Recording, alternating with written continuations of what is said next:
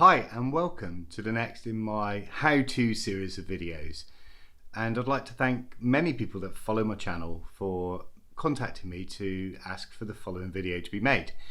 And the video is how to prepare your car to go out on circuit.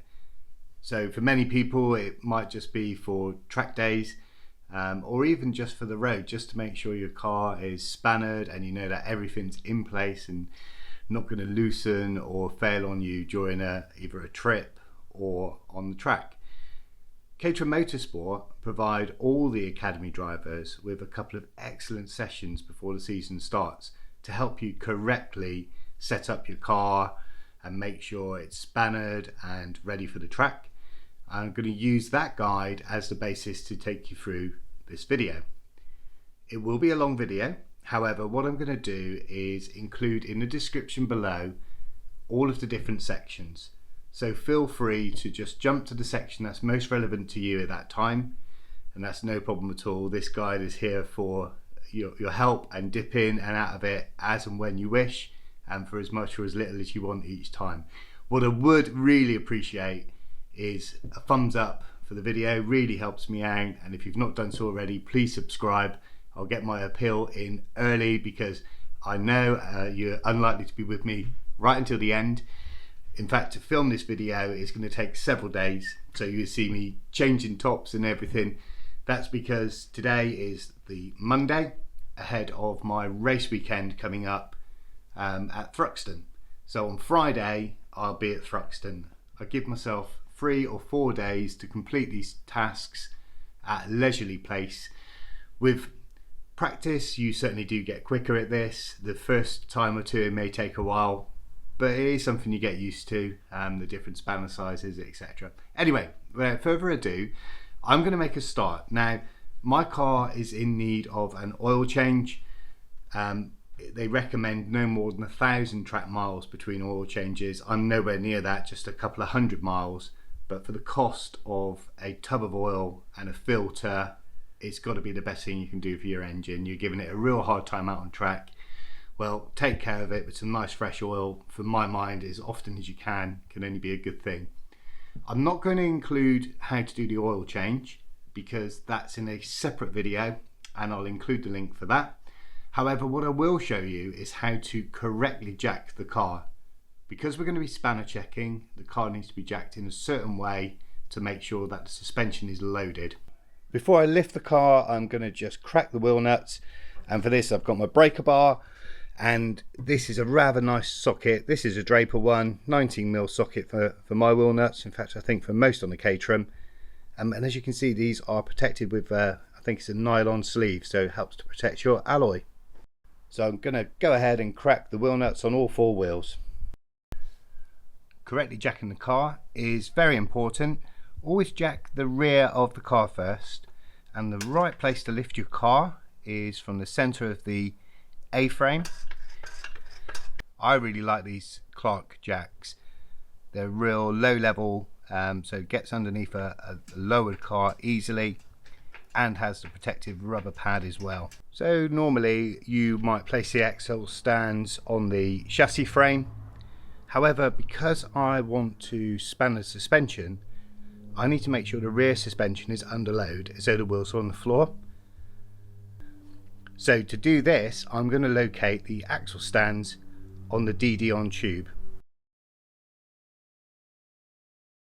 So when jacking the front, we've got a couple of options. We've got the cruciform as a jacking point. This isn't my preferred jacking point because of potentially any damage to the powder coating could start to cause corrosion in your chassis. The second option as a jacking point, and my preferred option, is the towing eye that forms part of the chassis. Unbelievably, this is a suitable jacking point to lift the car. However, this won't be the jacking point I'm using today. I will use the cruciform as I want to lift the car squarely and as high as possible so I can locate the axle stands in the appropriate locations. And now what I need to do is remove the front wheels so I can locate the axle stands. The reason for removing the front wheel was to gain access to the bottom bolt of the upright, which is going to be used as the location for our axle stands. This is quite a delicate operation. You need to make sure the brake disc doesn't foul on the axle stand. So with the axle stands in position on both sides, I'm going to very slowly lower the car, continually checking that the axle stands are correctly located and nothing is fouling. With the car on all 4 axle stands, I will now remove the rear wheels. Just a little pro tip for you here. If you're taking all 4 wheels off, you might want to make sure they're going back in the same locations on the car. As my wheels are on and off quite frequently, I have them labelled on the inside. So front left, and for me this is set of wheels A. So here we have a car successfully jacked and located on all 4 axle stands, ready for me to start work. And now I'm going to remove the bonnet and the nose cone.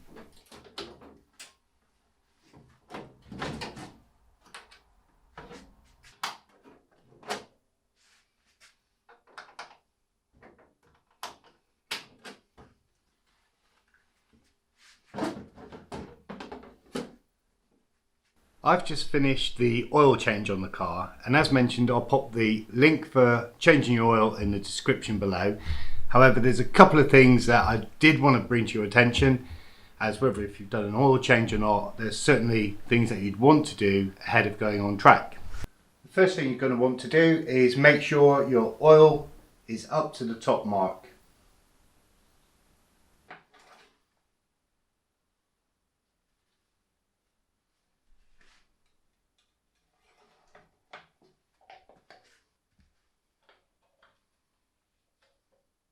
Cable tie the dipstick in place. It's not unheard of for the dipstick to pop up, allowing the oil to overflow. It could even result in so much oil being lost it could lead to engine failure very quickly whilst on track. And finally, for the oil system is to empty the oil catch tank. I keep an old tub where I can empty my oil and then take it down to the recycling centre. And with the catch tank reinstalled, that's the end of the oil service and oil checks complete. The next thing on the list is the front suspension and steering system. All of the torques and spanner sizes I'm going to mention are applicable to the Caterham Academy car. Please take the time to make sure the torque settings are the same for your car. My top tip is for you to draw up a diagram and mark up the spanner sizes and the torque settings, and it's just going to make it so much quicker and easier the next time you want to check your car over. Start with a visual inspection. Check for any cracks in any of the welds on each of the wishbones. Remember to check all the way around the weld, not just on top. Check the torque settings for the lower wishbone. Both of these are 19mm and are torqued to 81 Newton meters. The lower wishbone, a little more difficult to get on camera, but it does need to be checked. Now check the upper wishbone. These are very tricky to get to, especially with the anti-roll bar in place. Front of the upper wishbone. And then from the inside of the engine bay, you've got the rear of the upper front wishbones. And now check the damper. You will need a H6 Allen key socket. The top one's particularly difficult to get at, so use a long H6 ball-ended Allen key. Now check the ball link on the upper wishbone that connects to the upright, and make sure the lock nut is tight. Moving on to the brake calipers and making sure it's correctly torqued to the upright. And while you're here, a great opportunity to inspect the amount of brake material left on the pads.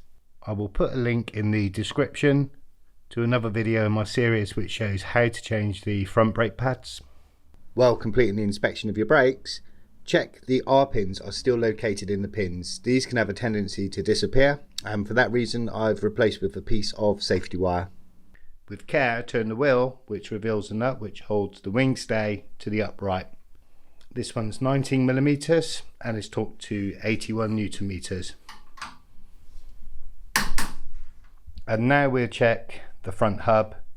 Make sure the split pin is correctly located in the castellated nut, and then we're going to do a check on the front wheel bearing by making sure there's no lateral movement in the hub and that it spins freely. Next is a check of the anti-roll bar. There's 2 bolts on either side. They're 13mm and torqued to 20 Newton meters. Now we'll move on to the steering rack. We'll start outboard, so we'll make sure the track rod end is correctly tightened to the steering rod.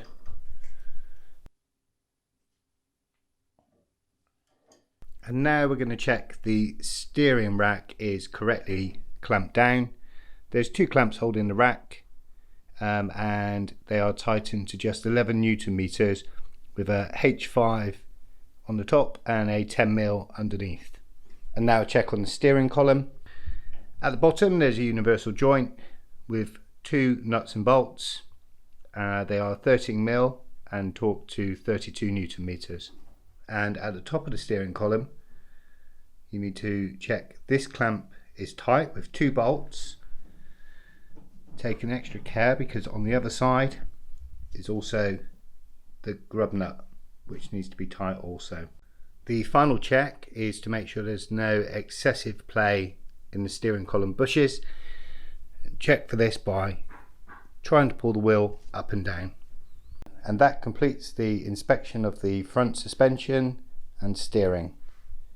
Next we're going to move on to the engine mounts. On the Sigma there's 1 mount either side, and you need to check that the engine mount is correctly bolted to the chassis. There's a bolt either side, and then make sure the hex bolt in the middle that holds the actual engine mount to the engine is also correctly torqued. The next check is the engine mounts to the engine. Really difficult to show you, but on the Sigma engine on one side there are 4 bolts. The top 2 bolts are H8s and the bottom 2 bolts are H6. And on the passenger side there are just 3 bolts and they are all H6. Similarly, you will need to check the starter motor. Next is to check the bell housing of the gearbox to the engine. There are 10 bolts in total. They are H8s and they're torqued to 47 Newton meters. Next up is an inspection of the air filter.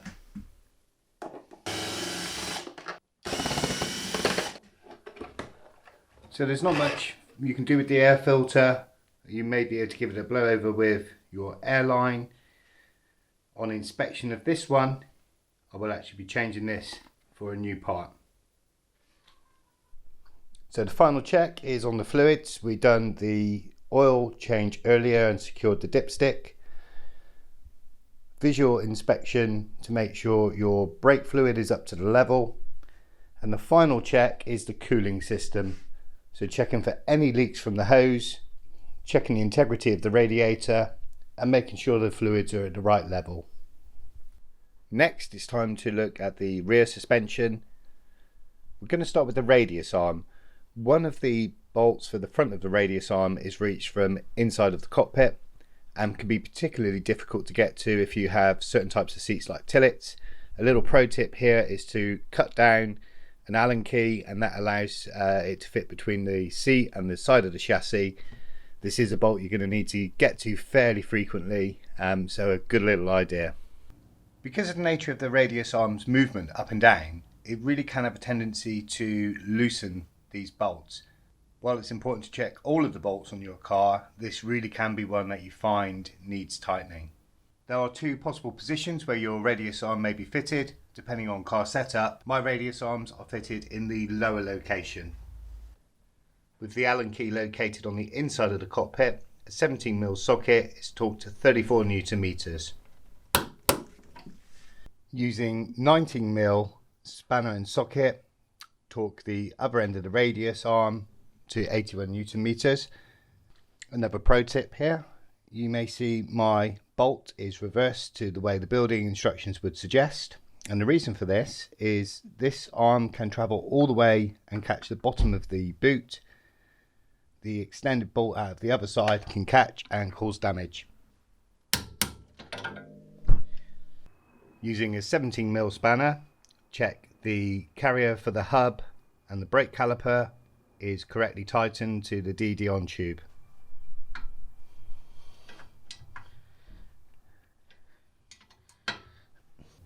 Now check the rear dampers. The bottom bolt is 19mm and torqued to 81 Nm. The top of the damper you will use a H8 and that's torqued to 47 Nm. Complete a visual inspection of the weld at the end of the DD-on tube on each side. These can be prone to cracking.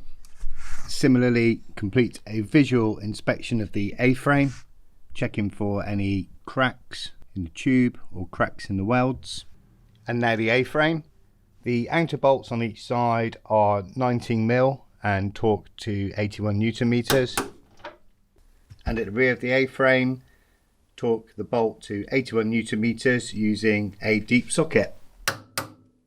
Check for any play in the bearing and make sure it moves freely and smoothly. And now's a good opportunity to check the brake material for your rear brake pads.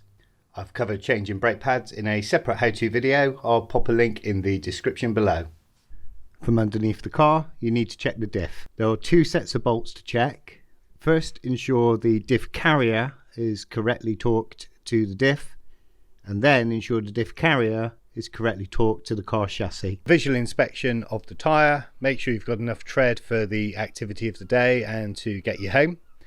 Check your tyre pressures, and also it's a great idea to secure any wheel weights in place with aluminium tape. Check the wings are secure. Make sure the grille is firmly located. Check the nose cone is securely fastened. Make sure you have a firm brake pedal. If your brakes need bleeding, I have a separate video for this and I'll pop a link in the description below. Refit the wheels and lower the car. The correct torque setting is 85 Nm. It's important to check your wheel nuts before each and every track session.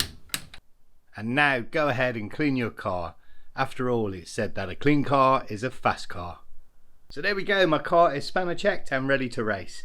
Myself and the other viewers would love to hear from you. If you've got any hints or tips when it comes to spanner checking your car, please do leave a comment in the box below. But for now, thank you for listening, thanks for watching. Give the video a thumbs up and subscribe to the channel if you've not already done so, and I look forward to seeing you soon.